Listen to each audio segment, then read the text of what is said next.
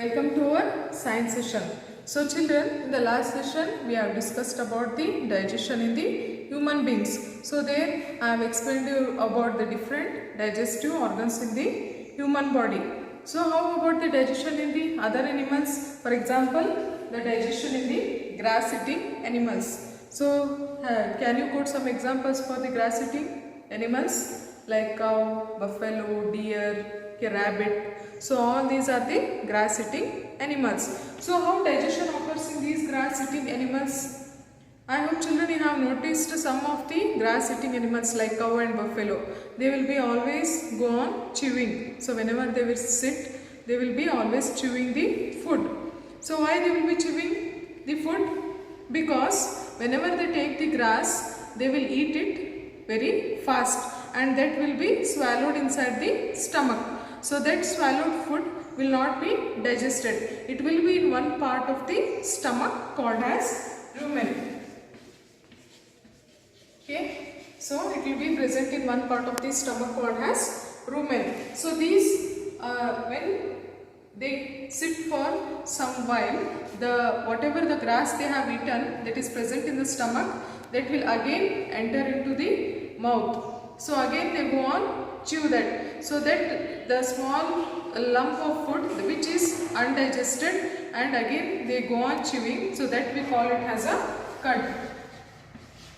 Okay, so here whatever the food, the grass they have taken, when it enters into the stomach and after some time they will take into the mouth and they chew this small lump of food, so that we call it as a cud.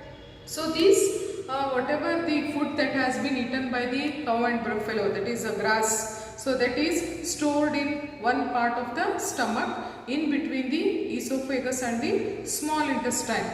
Okay, so that we call it as a rumen. So this rumen, here there are some bacteria which helps in digesting the food. So we call that process as rumination. Okay, we call this process as a rumination, and the animals which undergo this process of rumination, we call them as ruminants.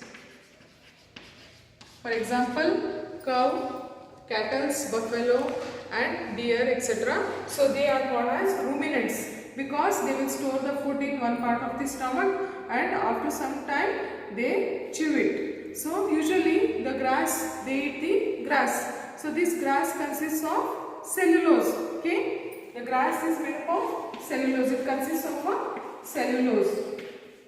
So this is also one type of carbohydrate. So this cellulose is easily digested by these ruminants with the help of certain bacteria. But in case of humans and animals, we don't have that bacteria which can digest the cellulose. So usually this part of food is stored in between the esophagus and the small intestine. So that is called as cecum. So the food is stored in this part of the stomach which is present in between the esophagus and the small intestine. So here there are certain bacteria which helps in digesting this cellulose. So by this the grass eating animals can digest the food, but this bacteria is not present in case of humans and other animals. So as a result the digestion process in these animals is similar, but only the one extra organ present here is the cecum, where the cellulose can be digested easily. So there are other organisms which does not have even mouth and digestive system, but still the digestion process is taking on. So what are these organisms? What are these interesting features that are present in these organisms? Let us study about this also. So we will study the digestion in some of the organisms, especially the microorganisms where they does not have any mouth and digestive system. So we will study about the digestion and feeding in amoeba.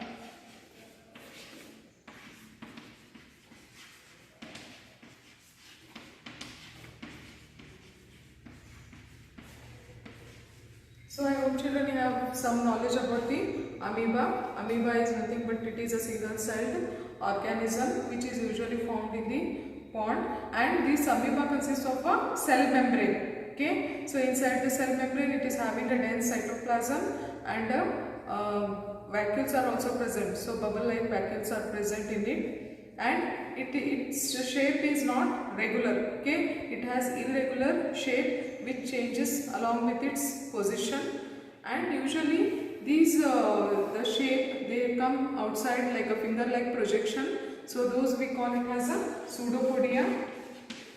Okay. Pseudopodia means nothing but the false feet. Pseudo means false. Podia means feet. False feet or false legs. Okay. So that is called as pseudopodia. So these amoeba, they doesn't have any digestive system. So how these feed on the microorganisms? So usually amoeba feeds on the microscopic tiniest organism. So when it senses the food around itself, so what it does, it pushes that finger like projections called as pseudopodia. So these pseudopodia, they engulf the whatever the prey or food it is getting around it, it engulfs that prey, and the amoeba takes inside the food vacuole. So inside the food vacuole there will be some digestive juices. So these digestive juices help in breaking the complex food material into simpler substance, and that nutrient is absorbed by the amoeba. So this food, whatever that is absorbed by the amoeba, it is used for the growth, maintenance and the multiplication purpose for the amoeba.